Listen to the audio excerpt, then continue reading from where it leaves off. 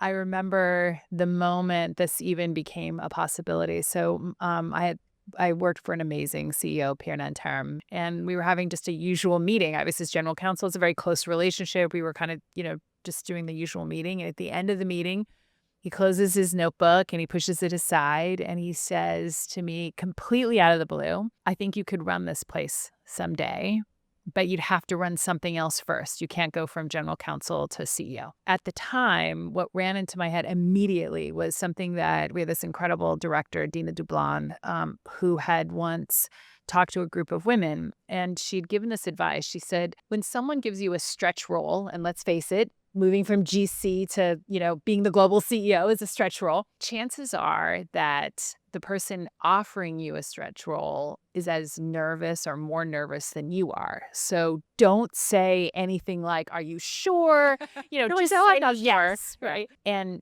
what's most remarkable about me being global CEO is not that I'm the first woman or that I was a lawyer, but I'm actually the first CEO that didn't start out of college. It had never occurred to me that Accenture would take someone who hadn't grown up here to be CEO. And then you add on top of it, I was the general counsel. Like, it wasn't just part of like something I thought I could reasonably aspire to. So I looked at him and I said, with Dina in my head, why, yes, I'd be interested. What did you have in mind? Is that like interim step?